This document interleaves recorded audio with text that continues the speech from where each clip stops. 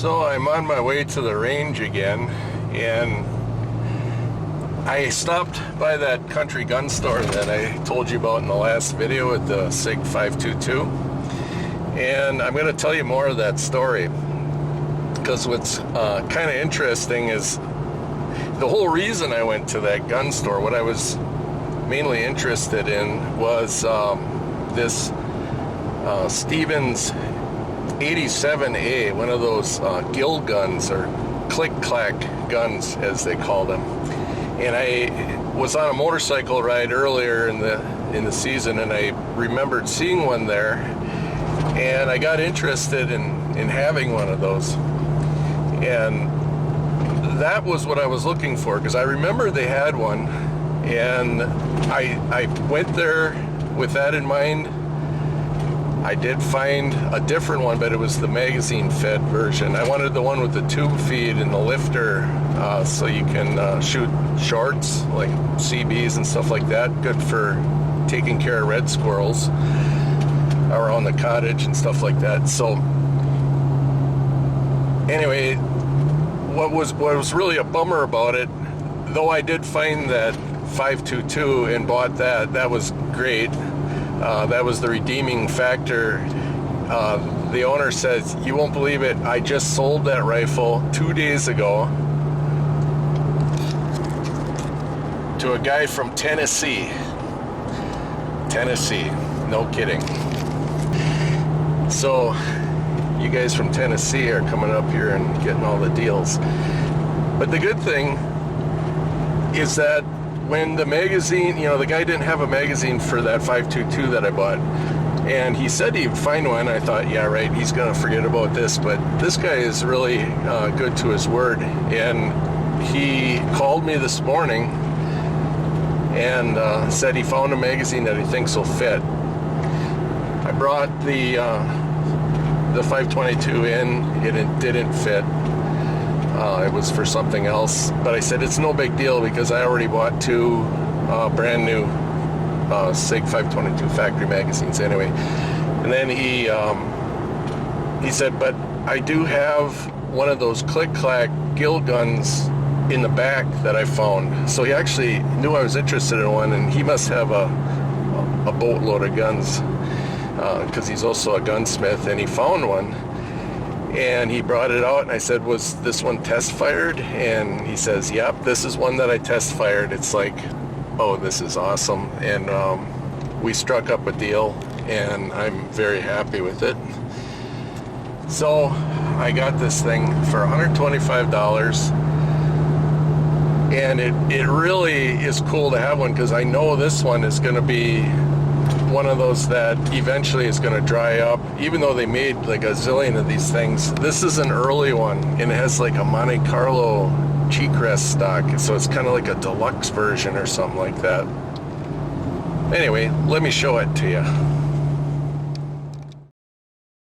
So this Savage 101.16 Ranger was actually built by Savage for Sears, apparently, according to the internet, where we all get our information. And this was actually the model 6A, which also became the 87A and many others. You'll notice that it doesn't say Savage, and it also doesn't have a serial number, because this is one of the very early ones. And I remember watching a video about this a while back, and I recall that these 6As actually were sold for $12 originally. So maybe I actually got ripped off, huh? So what's $12? I guess that would probably be about, in today's money, I guess that'd be over $200, so probably about $250 actually. Now when I load this thing, I want to point something out. I see people loading tube-fed magazines in videos, and this is one step you should never forget to do. Lock your bolt back, because if you're putting your hand out there on the end by the muzzle, you don't want there to be any chance. You don't want the muzzle to cover anything you don't want to destroy when it's in a firing mode, bolt forward. So you just lock the bolt back and I'm just going to put 5 of these Winchester 22 shorts in there. And now this is pretty exciting for me because this is the first time I've ever fired this rifle, because I've only owned it for about a half an hour. Oops. See, hand in front of the muzzle here, that's not cool. But when the bolt is locked back, it makes you perfectly safe.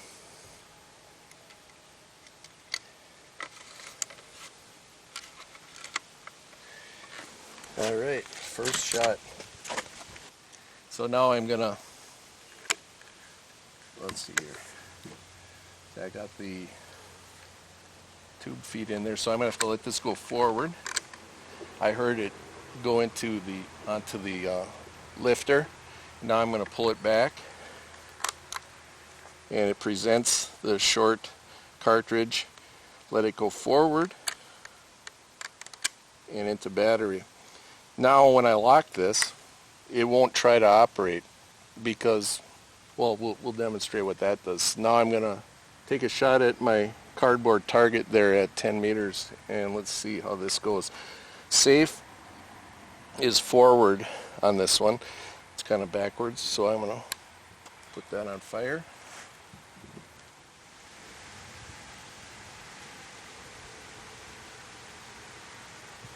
Oh, that's a heavy trigger. Okay, I see where it went. So now, just like a bolt action, I pull this out, cycle that, let it go.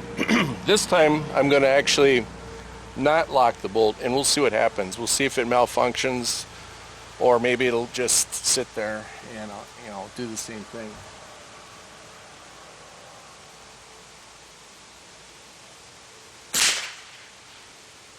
Okay, see, it jammed, and that's why you lock the bolt with CB shorts.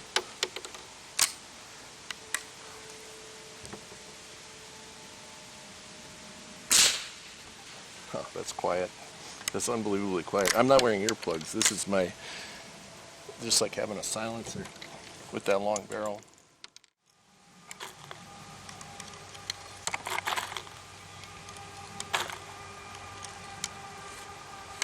Okay. Let the bolt go forward. Pull one onto the lifter. Let it go. And let's see, I think I can shoot long rifles without hearing protection with this long barrel. We'll see what it sounds like. I'm going to try the target on the left.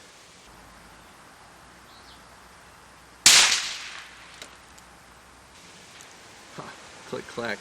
Alright, it's right in the middle of the sticker. I love that sound. It reminds me of some kind of open bolt machine gun effect or something, the way it chunk after you're done shooting. So you fire, and then as a disconnect, it holds the bolt back, because when you have the trigger back, there's a plunger on a spring that pushes up on the notch in the bolt. So when you let go of the trigger, it allows that to rotate down, sends the bolt home, loading a subsequent round. Alright, find that sight.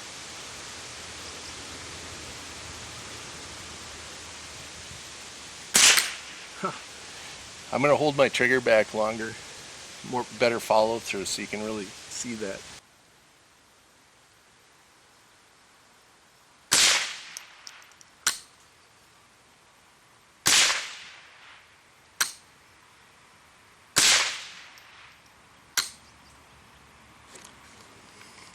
My math tells me I'm out of ammo.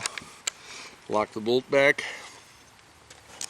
Isn't this awesome? I don't know. This thing is just crazy awesome to me.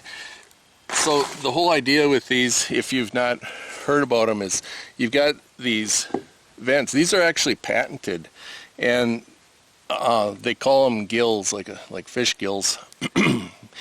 And they're actually to divert the gas when there's still pressure when the bolt face comes off the breech, it vents, that residual pressure vents all the unburnt powder and all the crud that messes up your .22 rifle, and it forces it out. So it's kind of a self-cleaning kind of apparatus, and it is patented, and it's actually pretty cool. This idea went away for some reason.